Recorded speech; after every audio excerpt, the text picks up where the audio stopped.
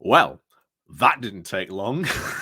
That didn't take long at all. In fact, from the time of that particular article that I was with, that we went over briefly. No, in fact, we didn't went over. We went over sort of the consequences of what that was going to be.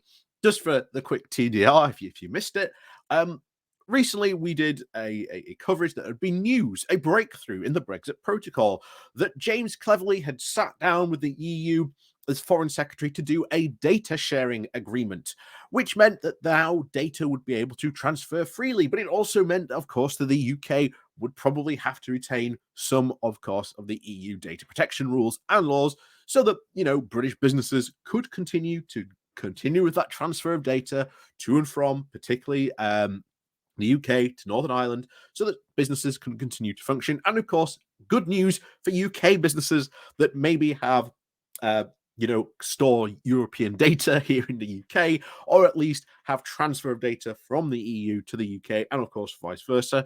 Good news for them all around. And of course, as we said, a pretty good deal in a small, tiny step forward, essentially, to really say, hey, we need to get back there, guys. But of course, as we said, when we get there and people see, well, we've got all these deals with the EU, why aren't we in the single market customs union, as we always said it would be? It would go to show you just how much of a failure Brexit really was, and how much of a pipe dream it was that we could just completely,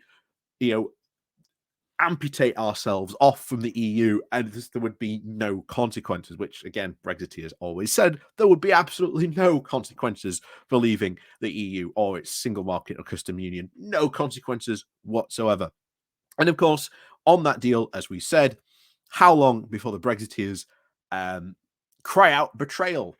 Because as we said in that video, any capitulation, any negotiation is seen as capitulation to the EU. And how long did it take? Well, from me doing the recording of that video to this article here, it took about 7 hours. So it did not take long at all. It did not take long at all for the Brexiteers to kick off, saying that this deal that James Cleverly has done with the EU, this data sharing agreement, is a betrayal, that it is going to lead to a broken Britain and lead to the breakup of the nation. And it is a capitulation to the EU. How dare James Cleverly go and do this deal behind our back? I kid you not, that is the language we're about to see. So once again, like I say, we're taking a trip to Fantasyland, to the Express. And of course, as always, please do remember to hit that like, share, and subscribe button. And of course, please remember to ring the bell as well so you get notifications of when we do a new video or when we drop a go live or whatever. There's links down below to the Patreon page, the one-off donation link called Buy Me Coffee, where you can buy me coffee. There's the YouTube thank you button, and of course, the Pony Club as well. And of course, remember, if you are subscribed to the Pony Club or the Patreon page, like I say, we do a new video every Wednesday for you guys. And like I say, it's building up now quite the library of content for you guys when you sign up for it. So, as always, guys and gals, let's go on into this. Yeah, things are about to get interesting. Very interesting. I'll be interested to see if this maybe gets brought up at PMQs today. We'll see, but it'll be fun if it does. So anyway, we go to the Express. This title of this article of Broken Britain. Brexiteer rages at UK's latest capitulation with the EU to break up nation. Former Brexit Party MEP Ben Habib, oh look, him again, has lashed out against the latest agreement reached between London and Brussels over the Northern Ireland Protocol negotiations, arguing that Foreign Secretary James Cleverly's concession to the EU will prove detrimental to British businesses. How is it going to be detrimental to British businesses when this data sharing deal and agreement allows them to do business more easily between them and the EU? Ben, what do you want? Mr. Cleverly and the Northern Ireland Secretary Chris Heaton Harris met the European Commission Vice President Markus Sunak in London on Monday, as the London and Brussels tried to find a way forward over the post-Brexit agreements in the region. Both sides have hailed the agreement in the area of data sharing and the EU access to British IT systems as a key step in resolving the row over the protocol, which it is.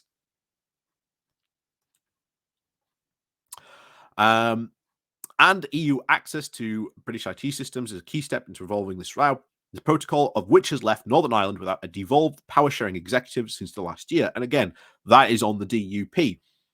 Because they do not like the deal to which they signed up to, a deal which they wanted. They absolutely flipped out over Theresa May's deal and helped depose her. Thus, they ended up with the deal that they have got. And now they're not happy with the deal that they now have. So they've thrown their toys out with the bathwater, as they say.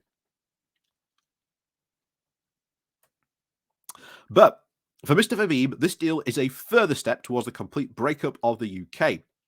The chairman of Brexit Watch told The Express Boris Johnson's Brexit deal did what he first described as unquestionable.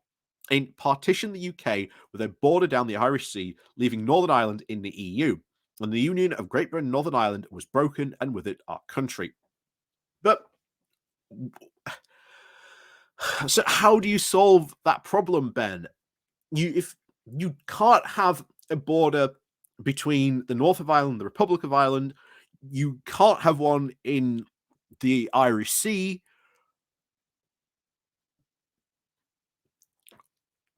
Where do you have one? It's the question we've been asking since 2016, and yet you have no answer. We asked you at the time, this is going to be a problem. How will you solve this problem? And the answer came, that is not going to be an issue. In fact, ask Katie Hoey. In fact, go look at the footage when Katie Hoey was asked this exact question, to which her response was, Northern Ireland, not going to be a problem. And yet, she's now sitting in the House of Lords. But he continued, like his successors, he promised to put right his mistake, but all they've done is to cement it. Why then did so many Brexiteers hail Boris Johnson's deal as a good deal? It was because Brexiteers bought into this fanciful idea that once they pass this deal, and this goes right back to David Davis being the first Brexit secretary, going, yeah, it doesn't matter what deal we do with the EU, because what we'll do is we'll just unilaterally change it. And then the EU would come back and go, David, in negotiations, you've said this, this, and this. You've said this in the press. How do we know now you're going to honor this deal? It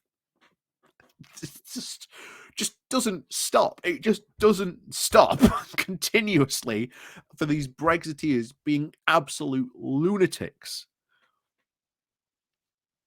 So here we are. The agreement this week has been between Markus Sunak and James Cleverly. Giving EU access to British IT systems is another step in the direction. The EU will now be able to delve deep into information on trade with the UK. A foreign power will have access to sensitive economic and commercial British information.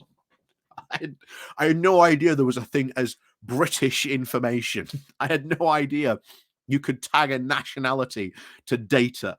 But there you go.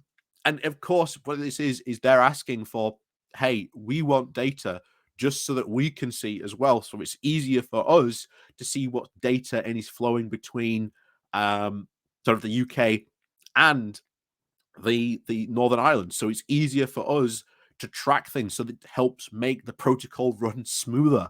These are the types of really tiny, very technocratic things that the EU have said time and time again needs to work for the protocol to run smoothly. But of course, as we said, any negotiation with the EU will be seen by the Brexiteers as capitulation. So There is no reciprocity in the deal. Agreed. We will not have access to EU IT systems, even though the EU will be sending goods into Northern Ireland. They don't need to because it's in the single market and customs union, Ben. They don't need to because it's in the single market customs union. They know that Northern Ireland has the same regulations because it's in the single market customs union. Hence, they do not need the data.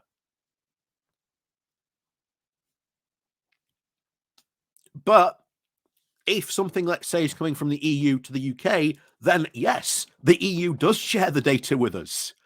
That might come as a shock to you, but they do. He continues to say, without a doubt, the information will be used to the detriment of Britain's advantage for the Republic's and the EU's commercial business interest. It will speed up the economic capture of Northern Ireland by the Republic. Well, that's already been pretty much assured because of the Brexit deal Boris has signed. The deal that a lot of Brexiteers like you, Ben, hailed as fantastic.